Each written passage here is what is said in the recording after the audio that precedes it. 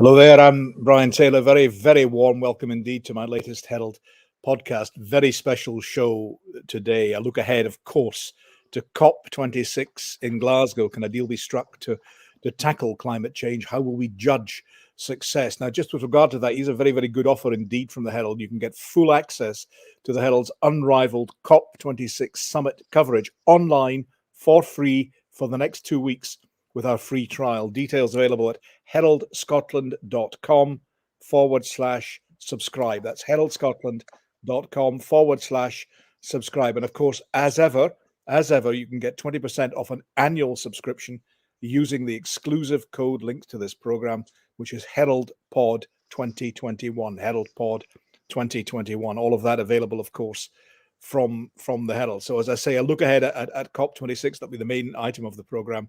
A look back, of course, at the budget as well, the Chancellor's budget. What do we make of that? On the panel today, delighted to welcome two MPs, Scotland Office Minister Iain Stewart, SNP's Deirde Brock, two MSPs, Labour's Sarah Boyack and Mark Ruskell of the Greens. Welcome to all. And also delighted to welcome Herald colleague David Ball. David, thanks very much indeed. David, kick us off with the budget. Just a brief reminder of the main things that the Chancellor was setting out yesterday. Yeah, that's right. He set out his annual budget. Some good news from the start that we're expected to return to pre-COVID levels, the economy, a lot earlier than expected, the early part of next year, he said. There's lots of different measures in there, including the national living wage increasing to £9.50 an hour for over 23s by next year. From Scotland's point of view, the UK government claimed funding for the Scottish government will rise by 4.6 billion, the biggest funding package since the devolution settlement, taking it to some £41 billion a year. But the Scottish government has claimed it will receive less grant funding each year in real terms if the emergency funding for COVID is sort of taken into account. There's also 172 million from the UK government's Levelling Up Fund to be spent on Scottish projects, including a big market project in Aberdeen. But that's obviously caused a bit of controversy because the UK government have been accused of essentially legislating in sort of devolved areas. There are also policies including a planned rise in duty on spirits, wine, ciders and beers. That was all cancelled. That was due to go ahead. Air passenger duty is also due to be cut on domestic flights from 2023, which has caused a bit of a row given as we're going to come on to COP26 taking place. Yeah, David, thanks very much indeed. Stay with us and join throughout the programme. Minister Iain Stewart, thank you very much indeed for joining us. The Chancellor said it right at the end of his remarks that by the end of the Parliament, he wanted to be a tax-cutting Chancellor, but hey, he wasn't that yesterday, was he? He was. The taxation increases in the pipeline already through the increase in national insurance and public spending rising across all departments. Is it a bit sort of running counter to the reputation that he wants? No, I think what he did was quite clearly set out the long-term ambitions, but in the immediate period, our nation's finances, right across the world, government's finances have taken an unexpected and massive hit. And I think it's only right that we make sure that our public finances are in good order and that we address some of the long-term challenges. The tax rise you referred to, we're quite upfront about it, is there both to help provide some immediate extra finance for the health service to deal with the COVID backlog, but also to address the long-term issue of social care, which has been kicked around by governments of all stripes for too long. So he's being honest and addressing these immediate concerns, but setting out what his long-term ambitions are.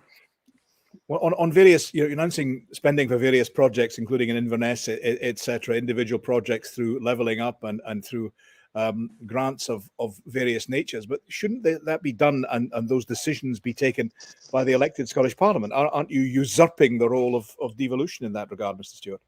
No, because what all these projects are about, it's not central government, whether that's in Westminster or Edinburgh, telling local areas, this is what we think you should be spending on.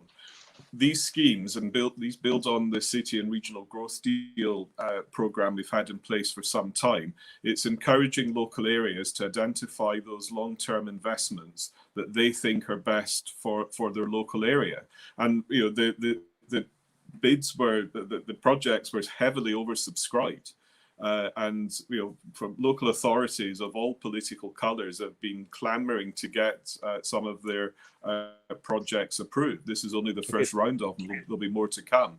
But it's what I would call real devolution. It's encouraging the local areas to bring forward what they think is right for their local areas.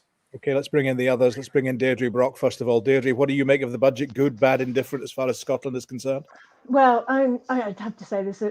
I see it very much as a missed opportunity. We've had 10 years of brutal cuts from the Tories, and we are seeing a huge fallout and damage from Brexit. We've got COP26 days away. We don't see anything that takes real account of those particular measures. I just want to bring in just those projects that you were mentioning, Brian. I mean, one of those is actually in my constituency, the Granton waterfront. The gasometer is, I haven't had details yet of the actual amount, but certainly the bid was in there for decontamination of the site and the refurbishment of the gasometer itself, which is an iconic structure on the Granton waterfront. That will help to unlock a big project that the Edinburgh Council has planned for the area, a big waterfront master plan, which is really exciting. It's got some real potential to it. I'd like to think that some of my needling of UK government ministers, including Iain there, about pork barrelling and inappropriate direction towards, in the Stronger Towns Fund, for example, in England, towards the constituencies of Tory ministers and MPs has had some effect. I'd like to think that anyway. But it's a great project, and obviously anyone would welcome investment into their constituency, and particularly into Granton, which is an area of deprivation. But I mean, just going back to the budget, I mean, I noticed that the Institute for Fiscal Studies director, Paul Johnson, said this about the budget: this is actually awful. Yet more years of real incomes barely growing, high inflation, rising taxes, poor growth, keeping living standards virtually stagnant for another half a decade. So, I mean, he's an independent, financial commentator. So, obviously Ian's going to be trying to put the best spin on the budget, but you need to look to other places like Greenpeace, for example. Greenpeace says that the Chancellors appear to have delivered just 5% of what's needed to roll out green homes, clean transport, nature protection, and support for workers to transition green jobs. And just days after we've heard that the CCS project, the cluster for the northeast of Scotland, has been rejected by the UK government, it's pretty sad to have to listen to Iain tell us about how things are actually working out very well for Scotland. I'll bring in the others in a second, but Iain, what about that carbon capture and storage project? There was a pretty substantial expectation that the most, if you like, oven-ready project was the one in the northeast of Scotland, and yet it's been bypassed and ignored. Why on earth is that? Sure, but I'll come on to that. So I'm happy to tell Deirdre the Granton scheme was 16 million, or shade over it, and I've been there to visit it. It's a fantastic scheme. But on Acorn, it's not right to say it's been rejected. There was a competitive bidding process for carbon capture schemes right around the UK. There were, at this round, this is only the first round, 2 were awarded. And they went to the ones that had the best case at the moment and could deliver the most immediate results. The Acorn one was third. It's not been rejected. It's there as a reserve, and we're working with them to make sure that gets in to the next round. Now, just to give you one illustration, did you lobby for this to go ahead? We were, of course, we were closely involved in. It's not our decision. But we've been working with them. One of the reasons why the other 2 schemes had a sort of better immediate case is because of the clusters of carbon-heavy industries close to where they are. Aberdeen doesn't have that same level as, say, Teesside or the Northwest area. Doesn't mean it's a bad scheme, far from it, and that's why it's actually been given this reserve status. And we'll be working very briefly, Deirdre, I'm keen to bring in no, just quickly. I mean, that was the most shovel-ready project. Everyone acknowledges that. Ian Wood has come out very strongly advising the government they should reconsider that whole point. The money from that pot will not be available to the Scotland cluster, as I understand it, until 2030 at the earliest. So. Okay. Let's bring in Sarah Brock. Sarah, what did you make of the Chancellor's budget? Good, bad, indifferent, as far as Scotland is concerned? Well, in terms of the people of Scotland, it's not good, because although there's a marginal increase in the national minimum wage, people are being hit now in terms of their bills. Gas bills are going up, food costs are going up, and people are really struggling, not just coming out of the pandemic, but getting through the pandemic. And taxes are going up on working families with a record increase in national insurance. So at the same time, you're getting big tax cuts to companies like Amazon, who've done very well during the pandemic. So we would have wanted to see more support for people, for families. One of the things we wanted to do was to abolish VAT in domestic energy bills for 6 months, just to get people through this winter. And the other thing I think is absolutely crucial is thinking about more investment for our public services and supporting people. And one of the things we've been raising regularly in the Scottish Parliament is the issue of the cut that's being made in people's finances, particularly those people that are losing out on the money that's been cut from universal credit. So there was a lot more the Chancellor. How about the Chancellor's announcement on the taper, taking 8% off the taper levy? It just doesn't go far enough. It doesn't make up that loss of £20. Now, to people on professional incomes, £20 doesn't sound like an awful lot, but you're talking people on incredibly low budgets with huge pressures. And just even looking at the cost of heating people's homes over the next few months, we've already got a quarter of our households in Scotland in 2019 were in fuel poverty. This just plunges more people into horrific choices, heating or eating. And I honestly think the Chancellor should have been looking at that issue, because it's a real issue and it's a now issue. Okay, Mark Russell, presumably your party has done a green assessment of the budget. How does it measure up in that regard? Mark, you're muted at the moment. Your mic's muted. Carry on, please. Can I just agree with Sarah there? I think this is a bad budget for people, bad budget for the poorest in our society. And, those inflationary pressures, particularly on fuel, particularly on, the household shop, on rent, those are there, and they're growing. They're not going away. So any increase in the minimum wage will be wiped out by those inflationary pressures. So we need to get to grips with that. But on the climate, this was an opportunity, right? This was an opportunity for Rishi Sunak to really send a clear message about how the UK could be a global leader. And there are tough decisions to make here around how you tax overconsumption of fossil fuels. Those decisions have not been made. We're continuing to see tax rebates effectively for the oil and gas sector. We've seen a disastrous decision through this budget to actually cut the tax for air passenger duty. Now, all that's doing is directly undermining our domestic rail services in this country. It's directing people back onto flights when we know that we're going to have to cut the demand from aviation to have any chance of meeting our emissions. And even if you look then at the capital infrastructure spending, £20 billion on new roads, when we've had the Infrastructure Commission in Scotland say that we need to move away from that. We need to maintain our roads better rather than building new roads, which are just going to lock people into unsustainable traffic use. Freezing the fuel duty as well. And then even with the levelling up fund, this just seems to now be a personal slush fund for MPs. And we've seen that with the City deal previously. Oh, well, Ian's, shaking his head. I can remember this when Luke Graham was an MP under the Stirling Clackmannshire City deal. He effectively hived off millions of pounds and put out a press release to the local papers saying, you can effectively apply for City deal funding if you work with me and you work through my office. Now, I think there are issues here around ensuring that there's alignment between Scottish government spending and UK government spending. When it comes to transport infrastructure, that's a devolved matter. We need proper local transport plans that tackle the climate issue, provide a public transport alternative for people, and that needs to be aligned.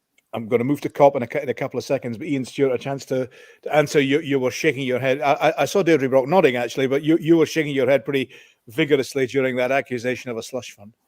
It's absolutely not that. The whole point of these funds is to give local communities and local areas the chance to bid in for projects that for many years they've been wanting to see delivered. And if you look at the spread of the projects across Scotland, and that includes a community ownership fund, which for allowing a community to buy over an asset that needs to be saved or upgraded. That is, it's real devolution. It's encouraging the local areas. And what you see through the City and Regional Growth Deal programme is actually a very good collaboration between local authorities, the voluntary sector, private sector and governments at both Holyrood and Westminster, putting together long-term investment program. So if you look at the detail of what these schemes are about, it's absolutely not some sort of personal pork barrel slush fund. Okay, Iain, thanks very much indeed. Thanks, Minister. Let's move directly into COP26. Let's talk climate change. Let's talk global warming. Let's talk the endeavours being made at this gathering of leaders from around the planet converging upon Glasgow. David Ball, David, just take us through what's happening. There's a leaders summit first, isn't there? And then negotiations. What happens? What can we expect? Yeah, that's right. I mean, the global leaders will be in Glasgow for the first few days, and then their negotiation teams and their sort of environment ministers will kind of take over from there. But as you said, the world's attention will be so it starts on Monday, really. Sunday is the official opening date, but it won't get going until Monday. The attention will be on Glasgow for the next 2 weeks, really. So they try and thrash out this sort of crucial deal to limit global warming below 1.5 degrees Celsius, which is seen as sort of a tipping point beyond which we could see catastrophic damage. The Paris Agreement committed to limit to 2 degrees Celsius, and with sort of an ambition of working towards this 1.5. But the individual plans by nations, sort of UK government included, are sort of nowhere near good enough to keep that warming below that limit.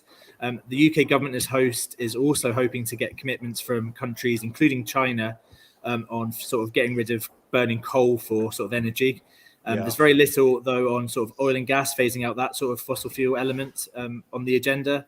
There's also plans for funding, which was agreed for sort of global South countries to adapt to climate change, who a lot of them are facing the biggest impacts of it, which was it was supposed to be rolled out from 2020, but it's been delayed due to COVID. But so there's sort of a financial plan to how that money can get to the global South as well as part of the agreement.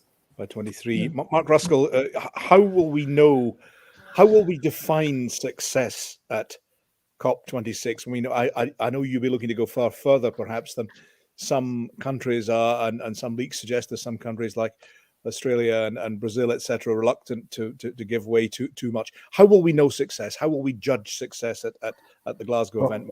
We'll know success, Brian, by listening to the people who we should have been listening to 20 years ago, who are the scientists. Now, if the scientists look at all of the contributions that are being made from countries around the world at the end of COP26 in Glasgow to deliver that Paris Agreement, and they say this will keep us within that zone of safety, under 1.5 degrees of global heating, then it will be a success. But at the moment, that's not the case. The contributions that states are currently bringing forward, we would struggle to stay with under 3 degrees of global warming, which would be utterly catastrophic. Utterly catastrophic. Under that level of global heating, we're going to see entire states like Kiribati Island states disappear, mass climate refugees, and a collapse of economies as well. So this is really an existential crisis, and it's really for the scientists to make that judgment. The scientists, of course, have been, piling out warnings week in, week out. There was a warning last week from the UN in their global production report, where they stated that currently states around the world are burning double the amount of oil and gas that we can afford to burn if we're to stay within that area of safety, that 1.5. But Mark, I understand your point about the scientists, but the scientists don't have to face elections. They don't have to persuade voters that they need to give up their cars. They don't have to persuade voters that those annual holidays to the sun are a thing of the past. They don't have to persuade voters that they need to lose their gas boilers and replace them with a different form of heating. I mean, those are going to be big challenges. Well, they don't have to tell the people in the North Sea that the 100,000 jobs dependent on oil and gas exploration are at an end. You're right, but it is all about how it's managed, right? But it's all about how it's managed, and I mean, I think there's leadership around the world on this question now. So if you look at the initiatives that the Danes have started, the Beyond Oil and Gas Alliance, I mean, what they're saying is that they're going to draw a line under oil and gas alliance. They're not going to allow any new licenses for oil and gas. And they're going to gradually wind down the industry over time and ensure a just transition so that no communities and workers are left behind. And they're going to have a proper industrial strategy to then move those jobs into new low carbon economies of the future and invest in the future, as they've done with onshore wind in Denmark and other technologies. Sarah Boyack, I saw you. Sarah Boyack, you were nodding your head at that. But again, your own Labour Party has faced criticism from the Prime Minister keeps quoting the remarks from the unions that you're trying to get ordinary people to turn away from their current style of life. It's going to be challenging. It's going to be tough. Yeah, but honestly, if you were in the Scottish Parliament debate yesterday, you'd have heard people from across the different parties talk about the benefits of us in Scotland acting now on climate change. And that's what we need to be doing. If you think about the renewables revolution, we've got more renewables to be built in Scotland.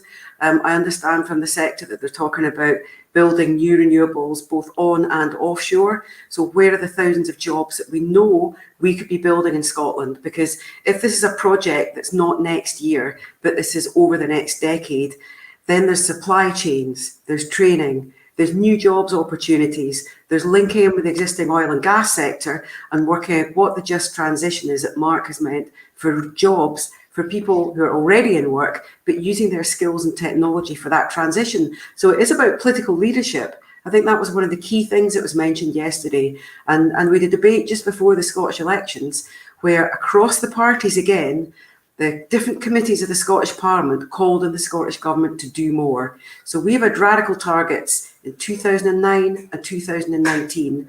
But in the last 3 years where the targets were examined, they've all been failed. So let's go for the stuff that we know we can make work, using experience from other countries, but crucially using our own science and technology and business experience in Scotland. You're looking at our homes, installing heat pumps where it works, doing energy efficiency. There are thousands of jobs to be created. So there are challenges, but let's start off by looking at the opportunities and bringing people with us. And if you've ever been to a Climate Friday demo with the next generation of young people, it's thinking about it's their futures. And even in Scotland, we've had forest fires in the last couple of years, and we've had floods in places you would never expect floods. And that's just us, and we're ahead of the game. So think about those less developed countries who don't have the resource. There's a massive moral obligation for us. Basically, we have no choice. It's tough, but we have no choice. We have to go down the road of renewables. The oil runs out, the gas runs out.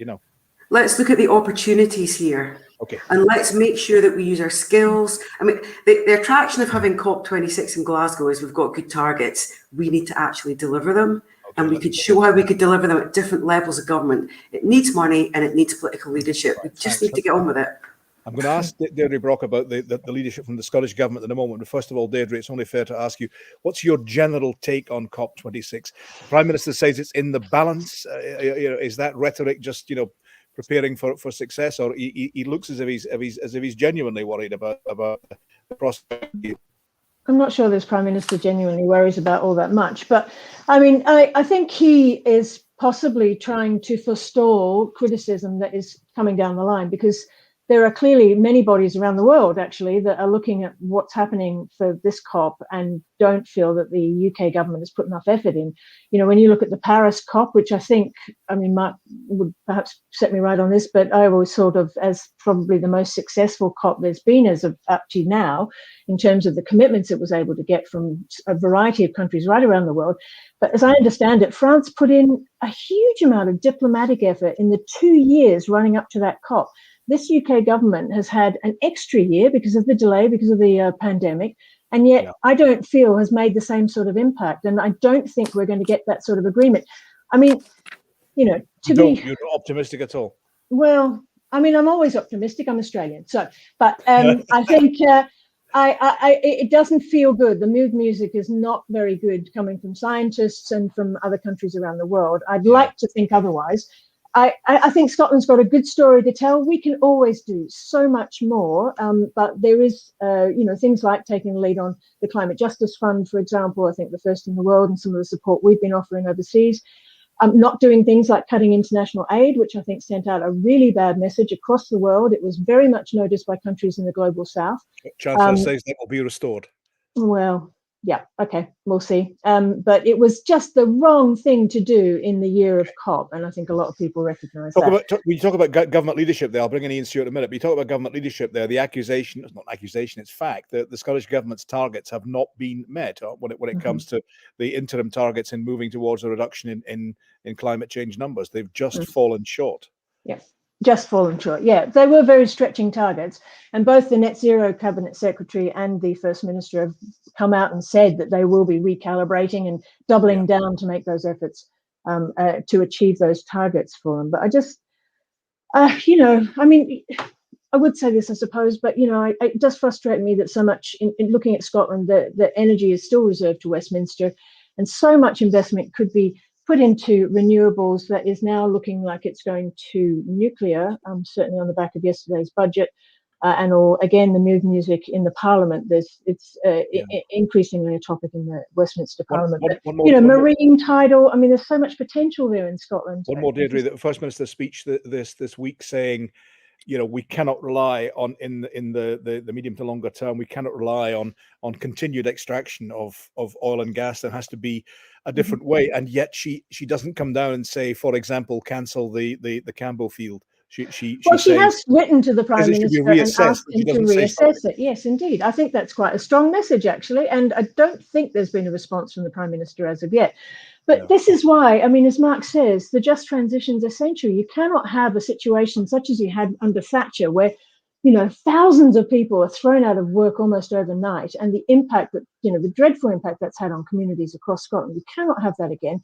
The First Minister is determined that will not happen in this. So we committed £500 million in the Just Transition Fund not so long ago, and we've asked that the UK government recognise that and match fund it, but so far no response. Yeah, Iain Stewart, do you believe the Scottish government, it's set what it believes and has said are world leading targets? At the very least, does that not demonstrate an ambition of intent? Well, we all have to have a clear ambition of what we want to deliver. It's not going to be any one government, in any part of the world that's going to solve this.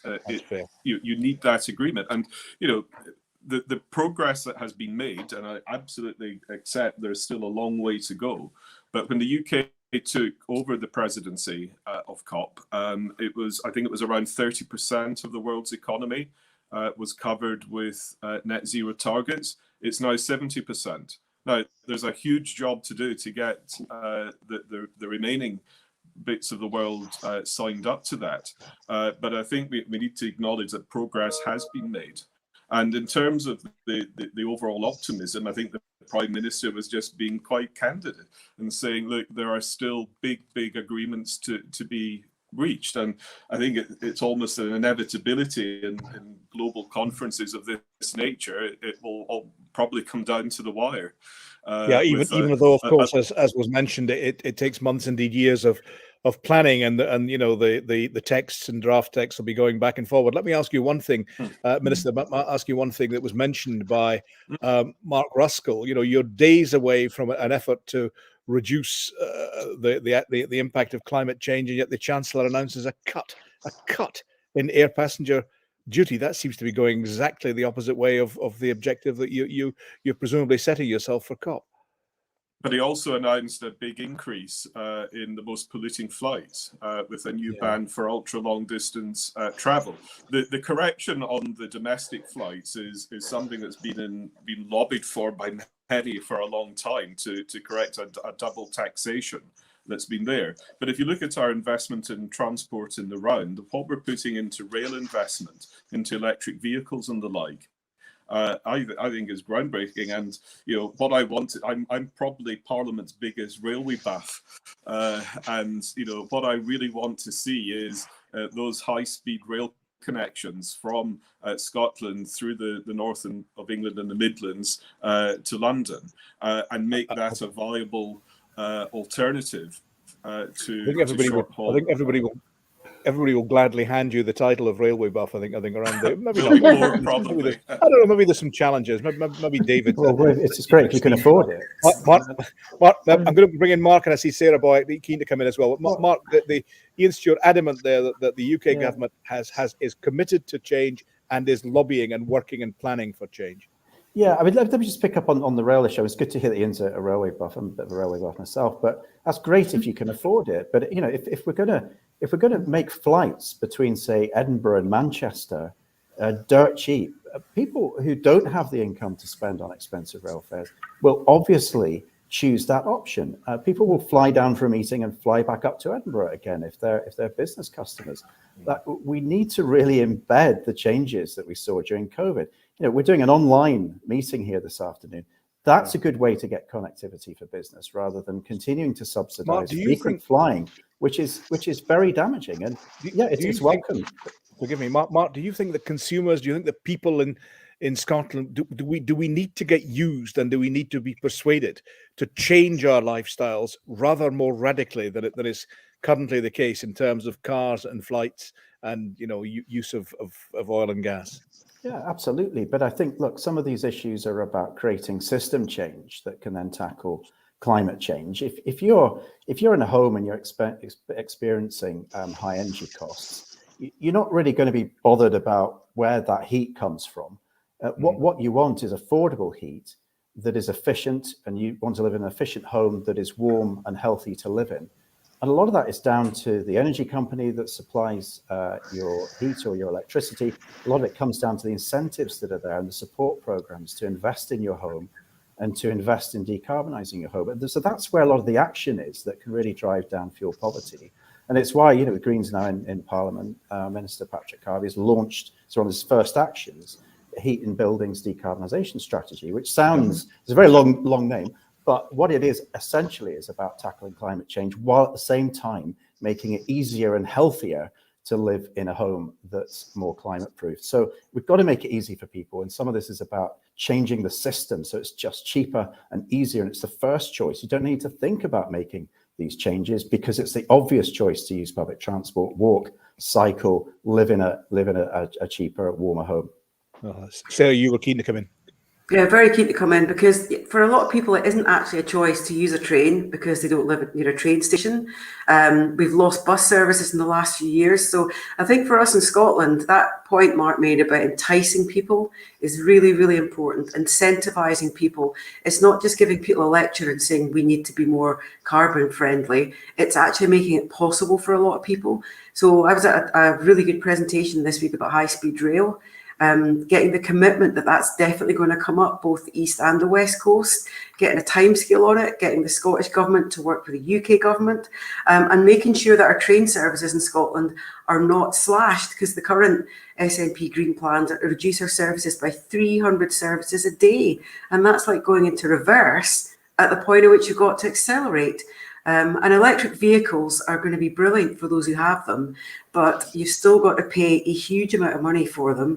And we need to make sure our public transport networks work, that we've got decent, safe walking and cycling routes. It's about having a joined up approach. And I think there's loads more we could be doing on that. And in terms of our housing, sorry, did you want to come in there? Oh, please, carry on. Please. Yeah, I suppose our big three areas for emissions in Scotland: transport, primarily cars. So we've got to go for public transport investment. The second one would be our homes. And that's a massive issue in terms of investment, enticing people, but also supporting them with subsidies, giving them advice, making it possible. And the third issue is how we use our land as well. So it's not that we need to choose which option we're going for. We're now going to have to really power ahead on all of those. And I was really shocked this week in preparation for the debate we had yesterday. There's not been a joint ministerial committee between the Scottish and the UK governments for 3 years. Yeah. This is the kind of thing where it doesn't matter that you disagree on stuff, but at least get around the table, find the common areas, and prioritise and get us the infrastructure we need, and get that get that real push that we need, not in 20 years, but we need it now, and we need to show the way. Let me bring in David Ball. David, we've talked here about what could be achieved by those who attend COP, but there's some big names staying away. I mean, Her Majesty the Queen, because of medical advice, will be doing a video link rather than appearing in person. But there's some big political leaders staying away too, isn't there? Well, that's right. I mean, Vladimir Putin has said that he's not coming. The Chinese premier as well, also not set to come, although China are sending a big delegation still. So, it will come down to that sort of the big names showing the leadership, but there's still going to be a lot of officials from all the countries there, and hopefully they can sort of thrash out a deal, even though there will be some big names missing yet. Like I said, the Queen was due to attend event, but the way it works, David, we have the leaders summit, and then the teams, don't they, get down to individual negotiation over the text of a communique, which presumably would then have to be endorsed by links with the leaders as well. Yeah, and I think COVID has actually sort of set them back a little bit. A lot of preparations would go in hand beforehand. Sort of there'd be lots of meetings taking place, which haven't been able to happen. So hopefully they can hit the ground running in those 2 weeks. But it'll be a very busy fortnight for them. Deirdre, it's a good point to bear in mind this wider picture, isn't it? I mean, we talk entirely reasonably and understandably about what we're trying to do in Scotland, but if you're talking about China, one of the largest energy, possibly the largest energy using on the planet, you're talking about Russia, and if they're not making the degree of commitment, I'm not saying they're not, but if they're not making the degree of the commitment, if they're suggesting holding back, your own dear country of Australia suggesting, do we have to really cut back on coal exploitation quite as quickly as that? There's a wee touch of St. Augustine going on, isn't there? Make me chaste, but not yet, O Lord, not yet.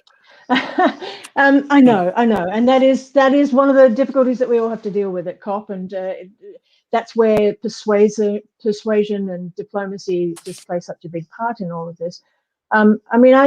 For me, a really important part of COP, which I think Mark touched on, is just about enabling those voices that haven't really had a chance to be heard in the past, at past COPs, to be heard. So yes, of course, China and Russia, that is extremely important. I know Kerry, for example, has certainly been doing a lot of work with China and trying to persuade them, and has made some headway. But for me, listening to the Global South and talking about matters like loss and damage is really important, and I don't think that's been the case up to now. I mean, we had the Stop Climate Chaos Scotland in front of us in the Scottish Affairs Committee recently, and they were brilliant, actually. They had some really good points, but one of the things they made was that the COP has never had on its agenda loss and damage, and they would like to see that made a permanent feature for the future, and also, of course, identifying finance that can help to support those countries deal with climate challenges. That's a huge issue, isn't it, Deirdre? A huge issue. Really big. It is, but it needs to be looked at. These are countries that had the least to do with creating this problem. Developed countries need to step up, I think, and they were given a specific expectation that funding would be there by 2020, and it's just not been. They're talking about 2023 now. Well, that's actually separate to loss and damage. I mean, the $100 billion. But I mean, that's very important as well. And I have to say, those countries are looking at the fact that money has not been paid in full as of yet, and that is causing quite a lot of suspicion as to what happens next in terms of loss and damage, and whether these developed countries will actually step up and pay the full amount. But so, you've got young people who, will have to live with the outcomes of climate change the longest. You've got Indigenous peoples who again are sort of at the forefront of dealing with the problems of climate crisis. And then, of course, you have the developing South and island states that are really, really at the forefront and having to deal with it on a daily Iain, is it an issue here that each country wants to wait to see where the others are going? No one individual country or grouping of countries wants to take a leap forward if they think that, for example, in another region, another zone, another large polluter will not take a leap forward. They all need to move, or none will move.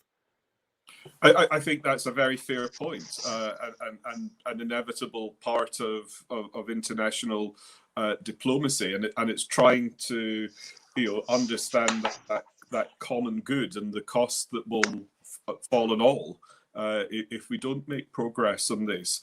And on that diplomacy, maybe you touched on Australia. The Australian Prime Minister wasn't coming, and that there was a considerable amount of pressure and diplomacy was exerted to make sure he is coming, and as far as I know, he still is.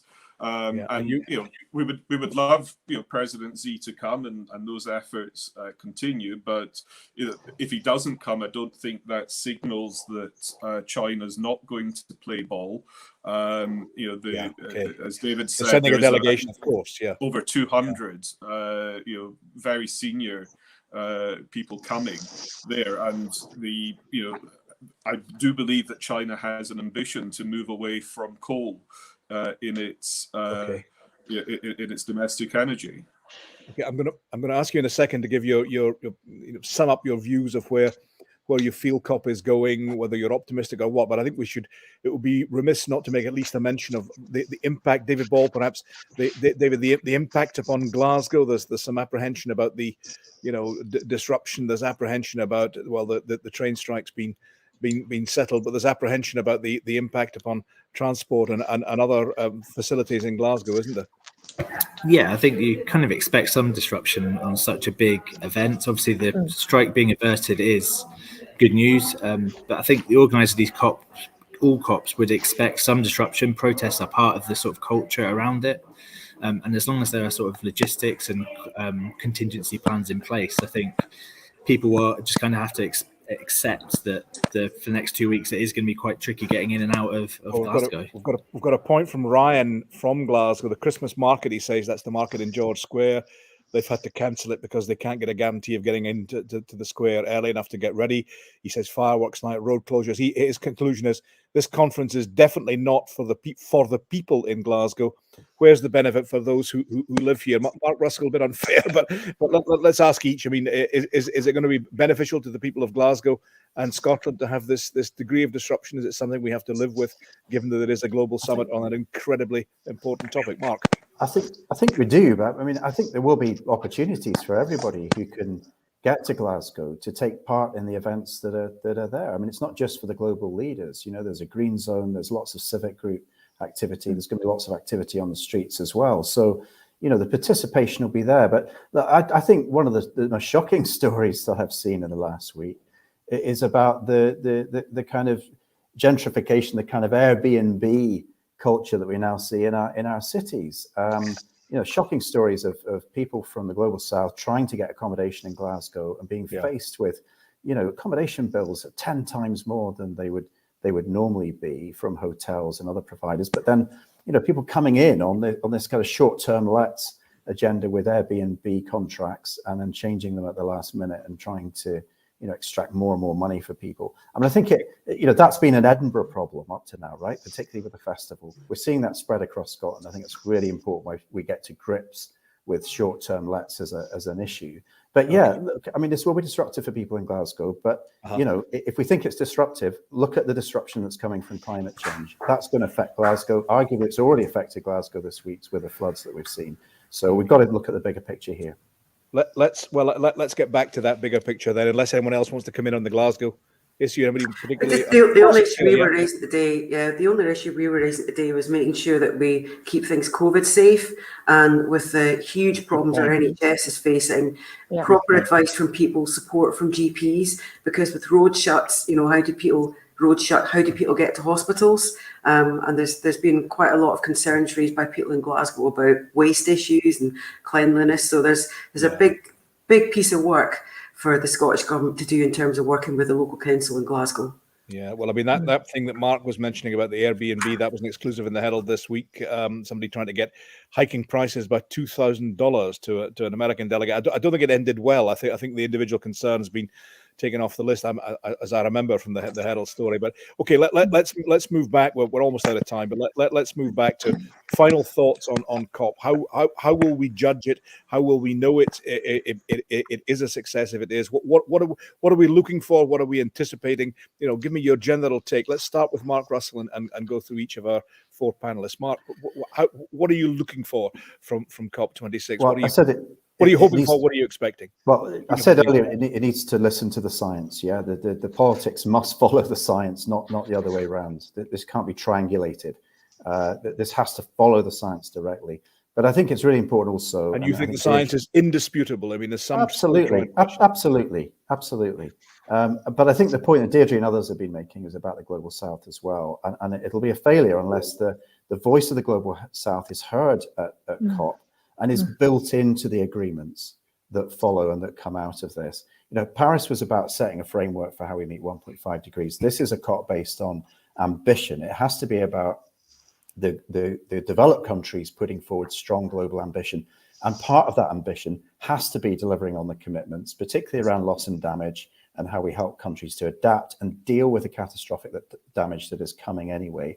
So it's that voice that needs to be heard, and it needs to result in action. That's what you want, Mark. Are you optimistic you will get that? Are you optimistic you will hear that? It's difficult to tell at the moment because the talks are hermetically sealed. So even, you know, whether we'll even get a sense of that in the blue zone at COP or in the green zone, who knows? I suspect 98% of the deal has already been agreed, and it'll be the final 3% that'll be up for last minute negotiation. So thanks, Mark. Sarah Boyack, what are your hopes? What are your expectations? They may be different. My hopes are that we will get that 1.5 degree being the target that we need to meet, because that's what the world needs. And if you look at the horrendous floods we had in Europe and Germany in particular this summer, the fires we've had in the United States and Australia, you know, it is hitting the big, more well-off countries now. So we need to act, and we need to act urgently. And I hope also that there will be investment and loss and damage, and that we will actually see investment for adaptation for countries that are already experiencing climate impacts like Bangladesh. And the price of not acting is, you know, millions of refugees. That is unthinkable for us, people losing their lives and they're losing their places to live. And it's not about whether you're optimistic or hopeful. We just got to really hope that the world leaders look at each other and think about not just the next generation, but this generation. It's their moral and political responsibility to get the political fixes that we can then put in place across the world. But it's got to work. Leaders have got to come to that agreement, because you know, we got the agreement principle at Paris, but not the action. That's what's going to be critical. Do we get the action, and do those world leaders sign up and look at the opportunities that come from tackling climate change? We've got to do that as well. The business, the social, the environmental, the human opportunities, and not forget there's opportunities to be seized here. Deirde Brock, same question. Hopes, expectations. I stress again, they may be different. I hope the great city of Glasgow and Scotland will be shown off to their best advantage in this conference. I think one of the really important things I hope is going to come out of this, with some of the work that Mark Carney is doing, is on green finance and making sure that people are properly aware of the need for a shift from investment in fossil fuel industries into renewables. And that's a really that side of things, you know, where pensions decide to invest their funds, for example, it's such an important matter. And I think it's not widely, you know, people aren't widely aware of it. And I think that needs to be really hiked up the agenda. The whole issue of loss and damage, the global south countries must be heard at this COP. You know, I think one of the reasons why there was such an insistence on it being held in person was that the global south countries felt that if it was held online, they wouldn't be heard to the same extent as they will be here. They need to be there speaking to the developed countries, and an opportunity for Scotland to display its climate leadership and the some of the sort of world leading technologies that we're developing here. The Lighthouse is going to be featuring events and showcasing various things from around Scotland with the Scottish enterprise. And I think that's going to be a really important side of COP for Scotland as well. Thanks very much. Minister, finally, Iain Stewart, your hopes, your expectations. Thank you. And firstly, apologies. I think my technology broke down, and I was off for a minute. So I haven't heard all the discussion. So my apologies for that. But firstly, you know, obviously I want to see the global agreement to keep us, you know, keep 1.5 within reach. I actually want to agree with Deirde on, particularly on the finance point. I think that is going to be a hugely important part of the conference. And actually, a lot of work's been done already we had in London the Global Investment Conference just last week. And I think there is a marked shift in understanding and attitude in the finance sector to do that.